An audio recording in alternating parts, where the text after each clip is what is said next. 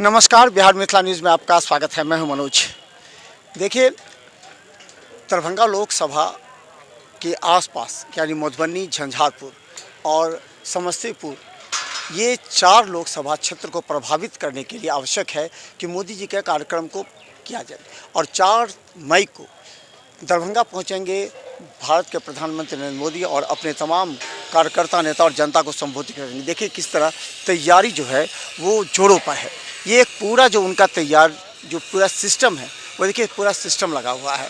और 2 दिनों के बाद यहाँ यानी कि 4 तारीख को है तो 3 तारीख से सिक्योरिटी घेरे में ले लेगी, लेकिन 3 तारीख तक जो पूरा होगा व्यवस्था। हम बता दें, देखिए भारतीय जनता पार्टी के तमाम बड़े नेता हैं, उनकी बैठक चल रही है। किस तरह इस कार्यक्रम को संपन्न किया जाए, सभी की अपनी अपनी जिम्मेवारी तय की गई है। दरभंगा नगर विधायक संजय सरावगी हैं, मुरारी मोहन झा हैं और तमाम बीजेपी के मीना झा हैं, तमाम नेता। और देखिए ये तमाम नेता हैं जो पूरी तरह रणनीति तैयार करें कि आखिर ये जो मोदी जी का कार्यक्रम है वो किस तरह बेहतर तरीके से वो जन जन तक इस पहुँचे। नगर विधायक संजय सरावगी हैं जिनके कंधों पर भी जिम्मेवारी। और ये क्या कार्यक्रम किस तरह तय की जा रही है? 4 तारीख को 4 मई को 1 बजे विश्व के सबसे लोकप्रिय नेता, देश के यशस्वी प्रधानमंत्री जो मिथिला को अगाध प्रेम करते हैं और मिथिलावासी भी उनसे अगाध मोहब्बत करते हैं, ऐसे देश के यशस्वी प्रधानमंत्री नरेंद्र मोदी जी इस ऐतिहासिक राज मैदान में 1 बजे पहुंचने वाले हैं। उस दिन मिथिला की बात होगी, उस दिन दरभंगा की बात होगी और प्रधानमंत्री जी के मुख से मिथिला और दरभंगा की बात होगी। यह जो अभी हवा तूफान चल रहा है, 4 तारीख के बाद यह सुनामी का रूप धारण कर लेगा। जो इंडी पिंडी है वो उस सुनामी में बह जाएगा। 4 तारीख को कार्यक्रम है, इसका मतलब है कि झंझारपुर, मधुबनी, दरभंगा और समस्तीपुर ये प्रभावित करेगा ये क्षेत्र को। मिथिला, प्रधानमंत्री जी को मिथिला के लोग चाहते हैं। प्रधानमंत्री जी कहीं से बोलते हैं तो पूरा राज्य और देश प्रभावित होता है। तो जब दरभंगा मिथिला के मुख्यालय में आकर बोलेंगे तो पूरा मिथिला के लोग प्रभावित होंगे। मिथिला के लोग क्या, प्रधानमंत्री जी ने गरीबों के लिए, सबके लिए, समाज के सभी वर्गों के लिए, चाहे वह महिला हो, युवा हो, गरीब हो, सबके लिए इतना काम किया है, किसान हो, कि सब लोग स्वतः प्रभावित है माननीय प्रधानमंत्री जी के काम से। लेकिन प्रधानमंत्री जी प्रत्येक चुनाव में दरभंगा आते हैं। यह उनकी 5वीं सभा है। 14 में आए थे, 15 में आए थे, 19 में आए थे, 20 में आए थे और फिर 24 में आ रहे हैं। तो यह उनकी 5वीं सभा है। तो इसी से झलकता है कि प्रधानमंत्री जी मिथिला को कितना चाहते हैं। उन्होंने मखाना दिया मिथिला को, मखाना को इंटरनेशनल मार्केटिंग दी, एम्स दिया, एयरपोर्ट दिया, दरभंगा को जाम से मुक्त करने के लिए साथ साथ आरओ भी दिया, बिहार का एकमात्र एक्सप्रेस हाईवे औरंगाबाद से दरभंगा प्रधानमंत्री जी ने मिथिला को दिया।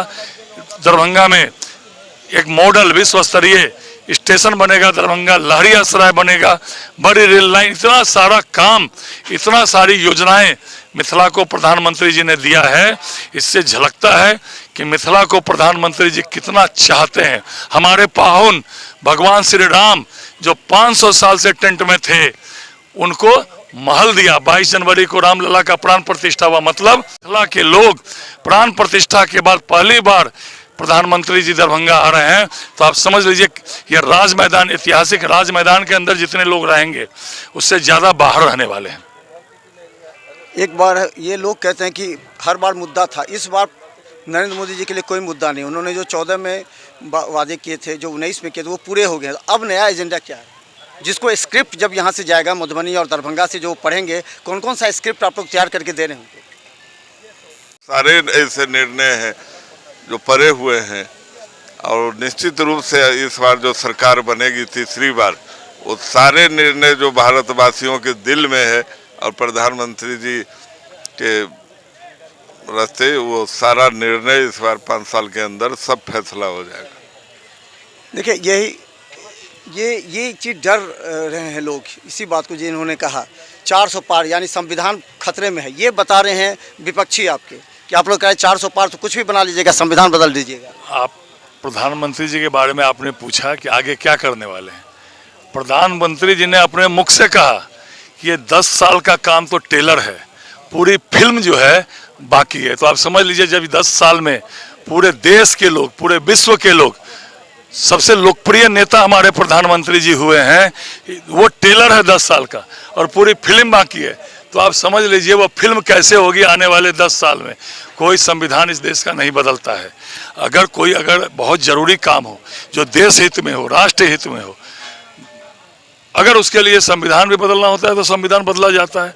जैसे धारा 370 को समाप्त किया गया, तो क्या धारा 370 समाप्त होने के लिए लोग इंतजार कर रहे थे? धारा 370 को समाप्त किया गया। और भी बहुत सारी योजनाएं बिहार के लिए, मिथिला के लिए, इस देश के लिए आदरणीय प्रधानमंत्री जी के मन में है। उन्होंने स्वयं कहा कि ये 10 साल का काम टेलर है, आगे पूरी फिल्म बाकी है। तो आप समझ लीजिए प्रधानमंत्री जी के मन में क्या क्या करना बाकी है, वह स्वतः आप समझ सकते हैं। तो चलिए देखिए, जिस तरह तैयारी चल रही है, यहाँ बैठक का दौर चल रहा है। क्या महिला मोर्चा क्या करेगी इस बार? किस तरह तैयारी करेगी? ज़्यादा संख्या में महिलाएं, आधी आबादी मोदी जी के साथ है और पूरे मिथिलांचल की महिला मोदी जी को सुनने आ रही है। और आशा भी है, विश्वास भी है, क्योंकि आज से हम लोग जो घर घर पहुँचे हैं तो लोगों का एक ही कहना था कि मोदी जी को सुनने आएंगे, क्योंकि मोदी जी हम लोगों को जो मान सम्मान दी है मिथिला से लेकर पूरे देश में, तो मोदी जी के लिए सारी महिलाएं, कम से कम 25,000 महिला की संख्या रहेगी इस बार। 25,000 जी, कैसे लाएंगे, कहाँ से लाएंगे? सारी व्यवस्था हम लोग घर घर जनसंपर्क के द्वारा हम लोग उनको आमंत्रण दे रहे हैं कि आप सभी लोग आएं और मोदी जी के वचनों को सुने, क्योंकि सबके मन में एक उत्साह है, एक उमंग है कि जब से रामलला जी का प्राण प्रतिष्ठा हुआ, माता जानकी का प्राण प्रतिष्ठा हुआ, उसके बाद प्रथम बार वो मिथिला में आ रहे। तो समझिए एक पाहुन की तरह उनका हम महिला मोर्चा की ओर से स्वागत होगा और भव्य स्वागत होगा।